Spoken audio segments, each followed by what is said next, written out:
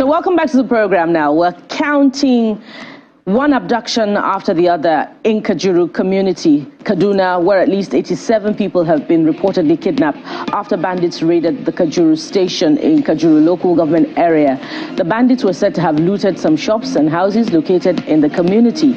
According to the chairman of Kajuru Council, Ibrahim Gajeri, the attack occurred on Sunday night, coming a day after 14 people were kidnapped by bandits at Dogon Noma community, also in Kajuru local government area.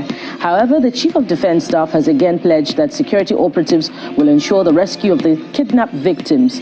General Christopher Musa gave this assurance when he paid a visit to Governor Uba Sani of Kaduna in the wake of the latest abduction in Kajuru. The troops are already moving to check out what's really going on there. But we just want to assure the citizens that, sometimes terrible things do happen, but these are things that will make us stronger. And what we require is that all Nigerians should put hands together, support the military and other security forces.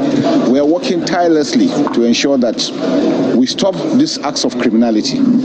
Abduction, as we know, is a social activity. People are doing it for their own sake. Some are doing it to bring down the government, to make the government look weak. But we guarantee that this will end. We are doing everything possible to ensure that we achieve success, and we will achieve success. Why particular area, and why Kaduna? Why Nigeria?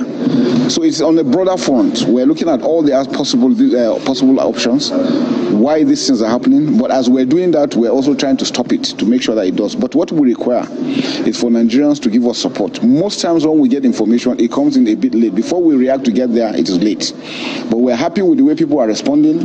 You can see from what happened in Delta State, how Nigerians are responding. Everybody supporting the armed forces and the security forces. That is what will ginger the troops to continue to do more. But we assure them that we have given our lives for the sake of this country. Well, we hope that those guarantees stand strong and produce results in the return of all kidnapped persons. Meanwhile, the Defense Headquarters says 17 military personnel were killed in Okwama community in Bomadi local government area of Delta State last week, as against 16 earlier announced. According to a release by the Director, Defense Information, Brigadier General Tukur Gusso, the personnel consist of 1 lieutenant colonel, 2 majors, 1 captain, and 12 soldiers.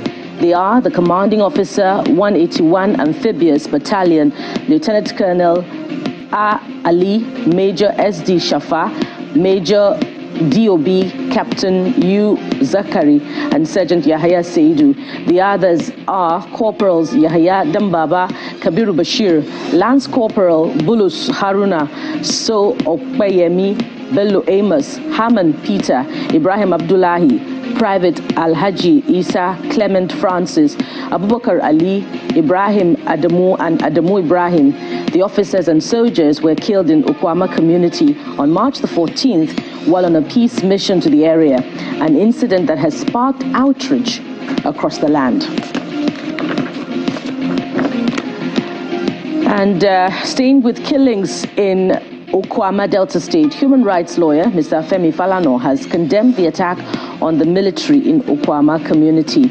Speaking on Channels Television Sunrise Daily, the senior advocate of Nigeria called for investigation into the deadly act. He, however, cautions the army against succumbing to mob justice technique in fishing out the perpetrators, but to treat the case with utmost professionalism.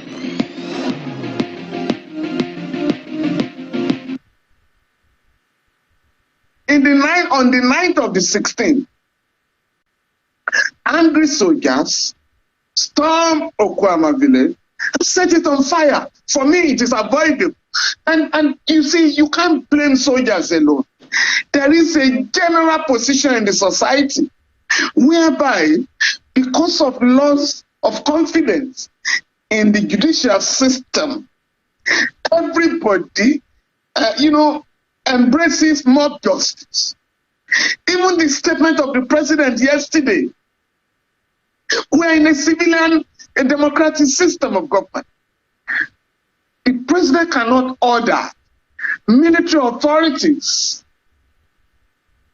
to fish out civilians involved in a heinous crime. That is the duty of the police. In this case, it was reported by the chief of defense staff. This I read that on Saturday. General Christopher Musa, that some arrests have been made. So what I expected the authorities in Delta State to do on that day was to have these suspects transferred to the police so that on Monday morning, this morning, they will be charged before the court. And a statement ought to have been made. We've arrested the criminal elements. We are going to have them arraigned in court on Monday. At least that will go a long way to douse the tension that was allowed to mount, culminating, unfortunately, in the attack on Okwama village. We saw this in Zakibia. We saw this in Odi. We saw it in Baramotu. And when people went to court, nobody was talking of those who were killed. Nobody was looking for the criminals that killed. It was like a question of those who were made victims through collective punishment, which is not part of our law.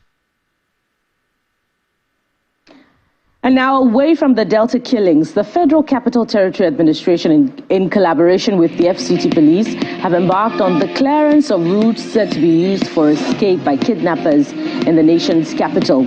Speaking at one of the sites at the Akwo Resettlement area of Abuja, the Secretary, Command and Control Center of the FCTA, Mr. Peter Olumuji, explains that the trees provide cover for kidnappers from where they escape into Nasarawa State.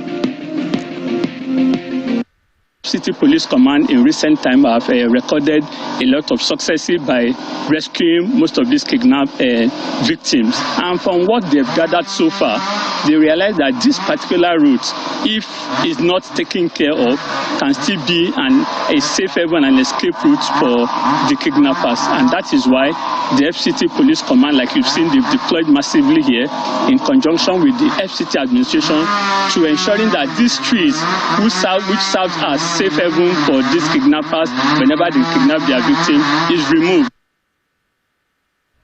More from Delta States now. Motorcycle riders took over major roads and markets in Asaba, the state capital, and Okayama in Oshimili North local government area of the state to protest the death of two of their colleagues on Sunday night.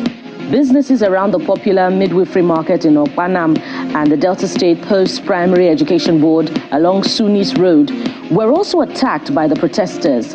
According to the state police spokesperson, Mr. Bright Edafi, the motorcycle riders were protesting the death of their colleagues during an enforcement operation by the state task force.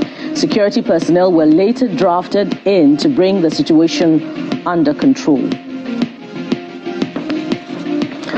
It seems one protest after another as another was recorded in the south, this time in Ogun State, where many people were reportedly injured following a clash between members of the National Union of Road Transport Workers, NURTW, and the Ogun State Parks Management, OGSPAM, in Abeokuta, the state capital. It was gathered that trouble started when the State Commissioner for Transportation, Mr. Gbenga Dairu, directed the leadership of the State Parks Management to stop the sale of revenue tickets while the NURTW was ordered to take over. This was said not to have gone down well with members of the parks management who stormed various parks with dangerous weapons. The Commissioner of Police in the state, Mr. Abiodun Alamutu, has however said the situation has been brought under control and debunked claims in some quarters that lives were lost in the fracas. And the Inspector General of Police, Mr. Kayode Egbetokun, is again reaffirming the commitment of the Nigeria Police Force to assist family members of dead officers through regular payment of their entitlements. Speaking in Abuja shortly before presenting checks to family members of 727 officers who lost their lives while in service, Mr. Egbetokun says the exercise is aimed at motivating serving personnel to put in their best at all times.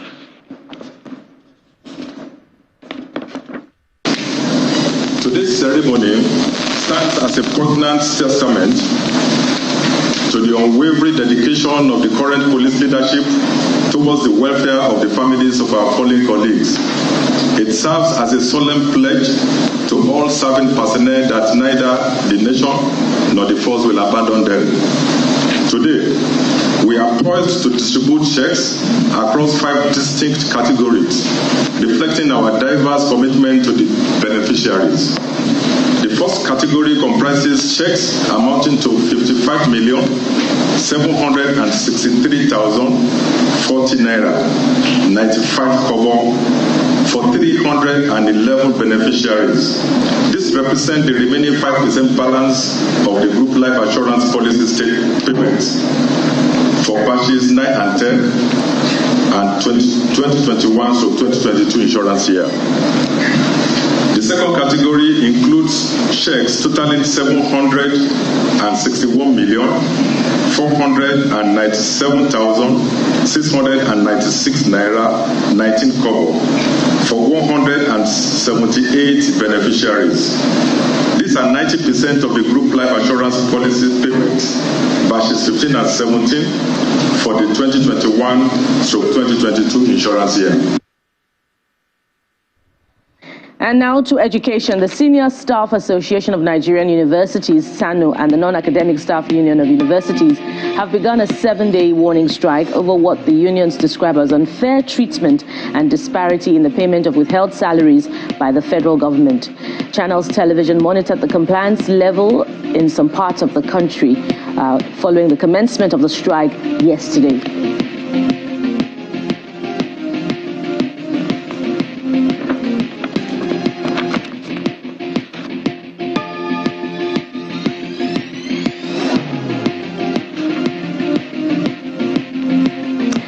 And some cheering news for a change from the sports scene as the Falconets of Nigeria are through to the final of the women's football event at the 13th Africa Games in Accra, Ghana.